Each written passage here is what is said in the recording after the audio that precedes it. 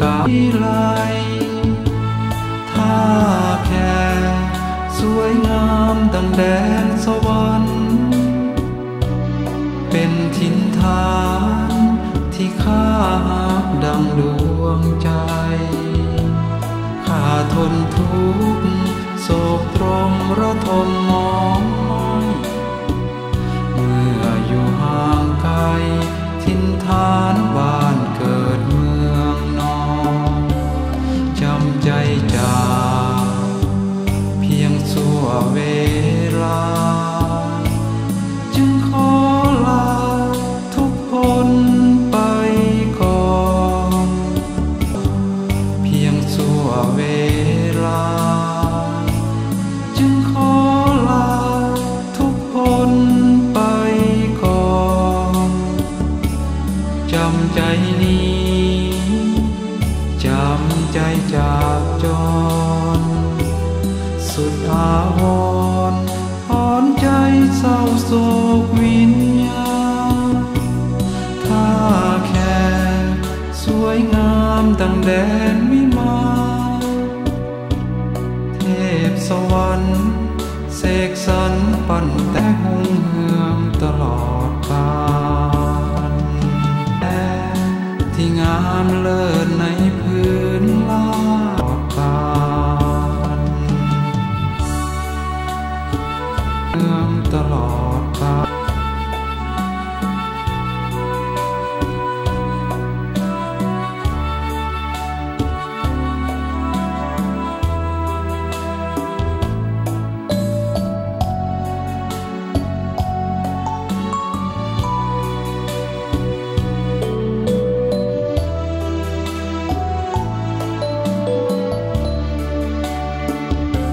สาวท่าแค่ล้วนแต่ใจดีสามัคคีกลมเกลี่ยวเหนียวมันต่างช่วยเหลือซึ่งกันและกันเบิ่งแย่งกันรักกันตลอดเวลาถ้าแค่ดินแดนแห่งความสุขสันต์อีกบ่นานข้านี้จะตาวกลับมาสู่ดินแดนลำเนาเข้าเดิมของข้าลำเนาเข้าเดิมของข้าแผ่นดินมารดาใต้ฟ้าสีโคตบูรณ์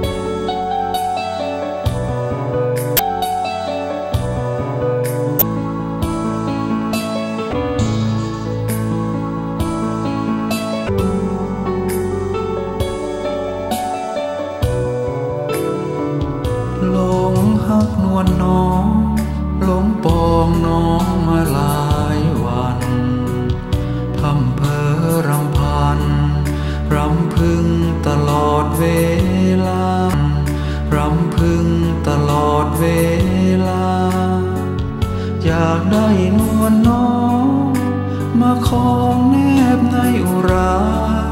อยากอยู่คู่เสน่หาสัวฟ้าดินสลายหลงหักวันน้องหลงปองน้องแทบเป็นบ้า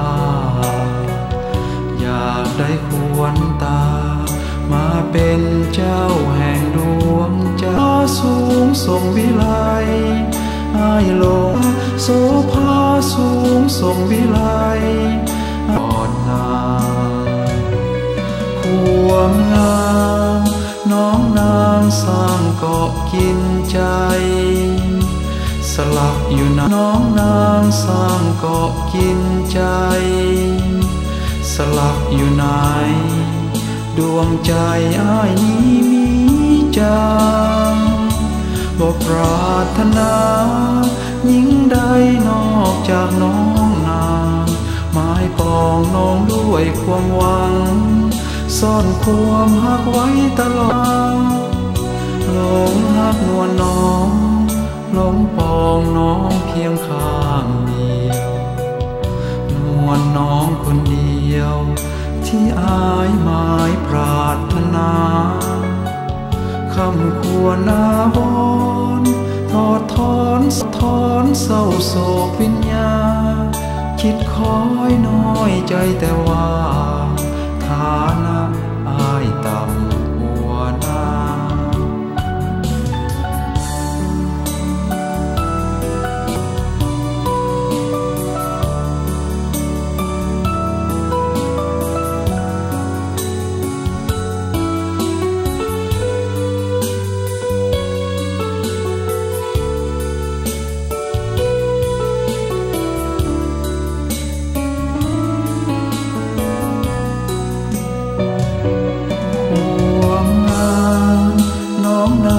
สร้างเกาะกินใจสลักอยู่ไหนดวงใจอ้ายนี้ดวงใจอ้ายนี้ใจบ่ปรารถนายิ่งใด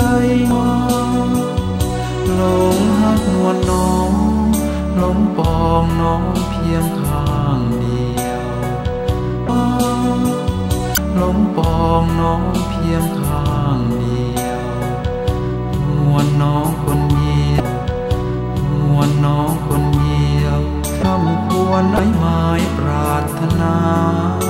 ร้อนเศร้าโศกวิญญาคิดคอยน้อยใจแต่ว่าฐานะอ้ายต่ำกว่าฐานะ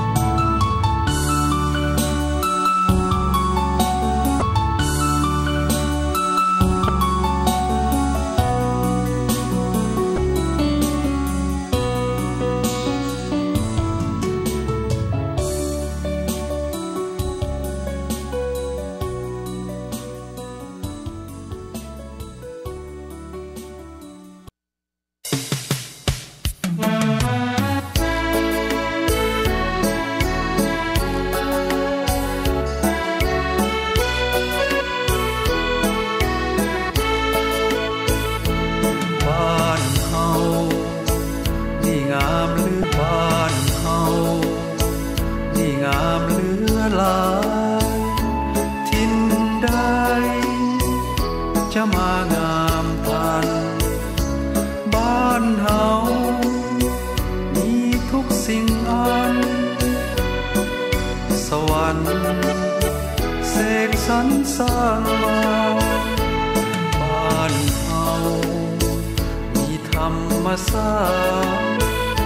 ทิวทัศน์ก็งามเด่นตาบ้านเฮา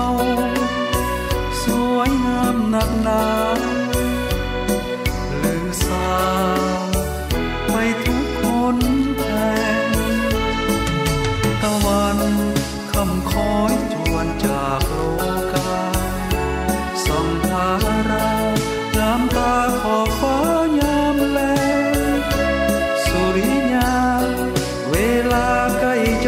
แสงทุกหนแห่งเหมือนดังอยู่แดนมิมานบ้านเฮานี่งามนักหนาเทวาทรงสร้างประทานบ้านเฮาคือแดนสวรรค์สุขสันต์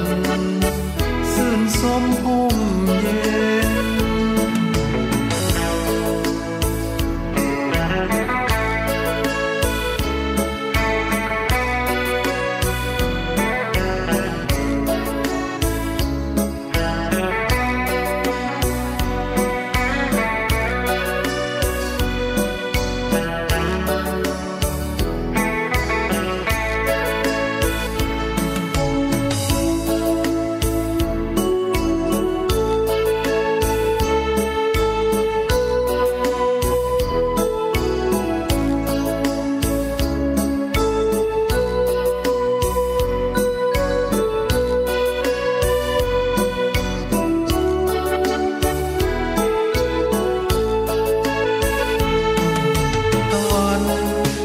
คอยจวนจากโลกาส่องพาราน้ำตาขอบฟ้ายามแลสุริยาเวลาใกล้จะสิ้นแสงทุกคนแห่งเหมือนดังอยู่แดนวิมา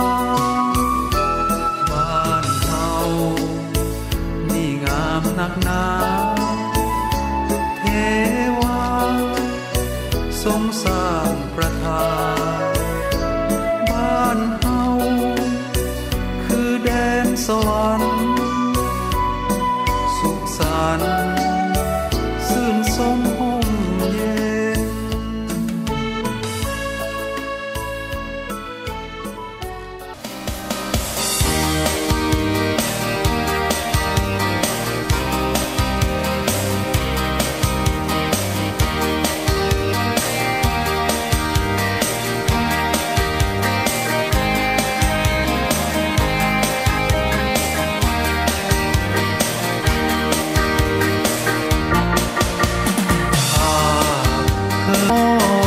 ของนางทักสุดสีวีเพราะท่านมีธิดาผู้เดียวข้านี่ฮักนางเหนือทุกอย่างนางผู้เดียวข้านี่ฮักนางเหนือทุกอย่างนางก็ฮักข้านี้เส้นเดียวตามเฝ้าหากันอย่างกลมเกลียวฮักแน่นเหนียวสื่อตรงต่อกัน